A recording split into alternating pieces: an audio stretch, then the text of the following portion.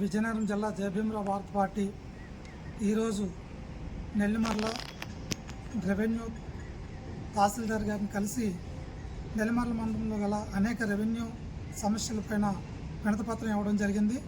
ముఖ్యంగా గుసిని గ్రామంలో 65వ సర్వే నెంబర్లో ప్రభుత్వ భూమిని రెవెన్యూ శాఖ చట్టప్రకారంగా సర్వే చేసి రెవెన్యూ శాఖ తరపు నుంచి ఇది ప్రభుత్వ భూమిని బోర్డులు పాతిన తర్వాత కూడా అక్కడ ఉన్నటువంటి భూస్వాములు వాటి యొక్క బోర్డులను తీసివేసి ఇష్టానుసారంగా యథేచ్ఛగా ఆ భూమిని అన్యాక్రాంతంగా వాడుకోవడం జరుగుతుంది.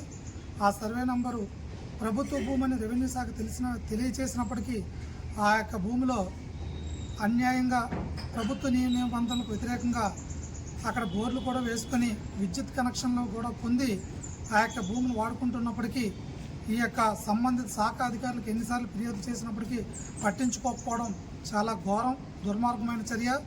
అదేవిధంగా కొండవెల్లగాడ గ్రామానికి సంబంధించి ఎన్నో సంవత్సరాల నుంచి ఉన్నటువంటి సీతం చెరువును 59 ఎకరాల విస్తీర్ణం కలిగినటువంటి సీతం చెరువును ఒక రియల్ ఎస్టేట్ సంస్థ సుమారుగా 9 ఎకరాల భూమిని కబ్జా చేసి వారి ఇష్టానుసారంగా వాడుకోవడం జరుగుతుంది. ఎన్నిసార్లు రెవెన్యూ శాఖ ఫిర్యాదు చేసినప్పటికీ వారు కనీసం సర్వే కూడా చేయకపోవడం చాలా ఘోరమైన చర్య.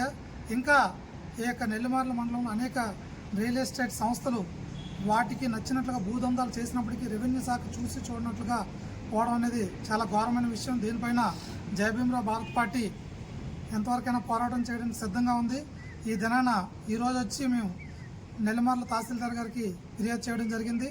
ఇక్కడతో సమస్య పరిష్కారం అవ్వకపోయినట్లయితే ఆర్డీఓ గారిని, అదేవిధంగా అవసరమైతే కలెక్టర్ గారిని, ఇంకా సమస్య పరిష్కారం కాకపోయినట్లయితే అవసరమైతే హైకోర్టుని ఆశ్రయించి ఈ యొక్క ప్రభుత్వ భూములకు రక్షణ కల్పించబడేటట్లు మా యొక్క జయభీమరావు భారత పార్టీ పోరాటం చేస్తామని సభాముఖంగా తెలియజేస్తున్నాం. జై భీమ్, జై భారత్, జై భీమ్.